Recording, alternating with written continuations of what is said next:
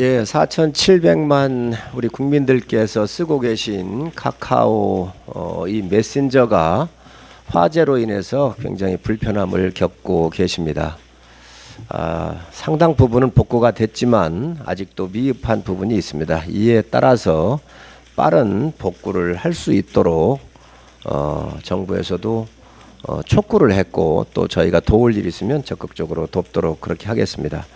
오늘 회의는 세 가지 정도로 발표를 하겠습니다. 첫 번째는 이 화재 원인입니다. 화재 원인은 리튬 배터리에 의한 이 에너지 저장 장치에서 발생한 화재 원인입니다. 그래서 오늘 소방방재청이 TF팀을 구성을 해서 발전하는 과학 기술 문명에 의해서 바로 이런 에너지 저장 장치가 급속도로 지금 현재 사용이 되고 있기 때문에 이에 대한 여러 가지 소방에 대한 대책을 강구를 해라, 이렇게 요청을 했습니다. 그래서 앞으로 소방본부에서 TF팀을 만들어 가지고 이러한 시설물에 대한, 또 충전 시설에 대한 그 대책을 준비하도록 요구를 했습니다.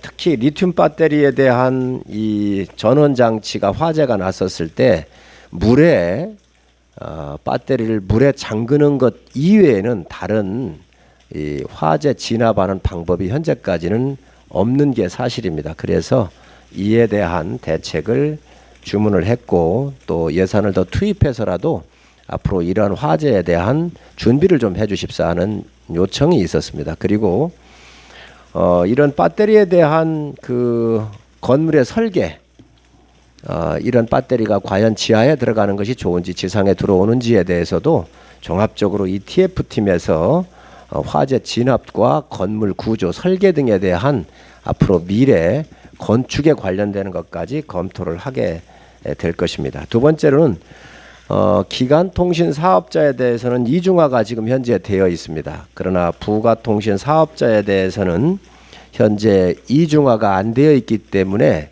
이 이중화를 반드시 해야 되겠다 하는 것이 오늘 의견들이었습니다. 그래서 저희 당에서는 박성중 의원과 또 최승재 의원이 법안을 제출을 했습니다. 그래서 국민 생활에 상당한 영향을 끼치고 있는 이 부가통신 사업자들에 대해서도 이중화를 서두르도록, 또 국회에서는 입법적으로 지원을 하겠지만 정부에서도 입법이 되기 전에 현장 점검을 하고, 또 이중화가 안 되어 있는 곳은 행정 권고를 통해서 이중화할 수 있도록 조치를 하겠다는 말씀을 드립니다.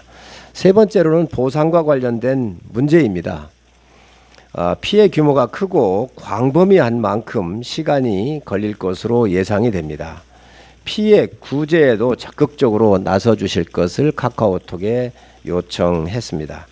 또 정확한 피해 규모 파악을 위해서 카카오 측이 피해 창구 접수를 좀 빨리 열고, 또 충분한 인원을 배치를 해서 우리 국민들께서 겪으신 이 피해에 대해서도 적극적으로 나서 주실 것을 요청을 했고, 방송통신위원회에 온라인 피해 365 센터가 있습니다. 이를 통해서도 피해에 대해서 저희가 접수를 받으면서 국민들께서 받으신 피해를 보신 부분이 있으면 정부에서도 나서달라는 요청을 했습니다.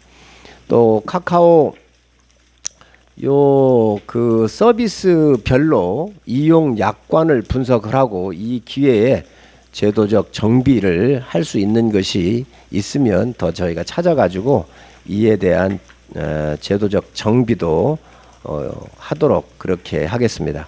특히 요거는 이 피해 부분에 대해서는 민간 기업이 일어난 일이기 때문에 저희가 적극적으로 이게 법적으로 어떻게 할 수 있는 부분이 없습니다. 그래서 이 부분에 대해서는 카카오가 좀 더 적극적으로 좀 나서서 피해에 대해서 구제할 수 있도록, 또 지원할 수 있도록 해주실 것을 강력하게 요청하는 바입니다. 그 민간 데이터 센터를 국가재난관리시설로 지정하는 방송통신발전기구법 개정안 통과 시점은 언제로 예상하고 계십니까? 워낙 큰 사건이고 그렇지 않습니까? 그래서 올 연말 이전에라도 할 수 있으면 여야가 협의를 해서 우선적 법안으로 검토하도록 그렇게 하겠습니다.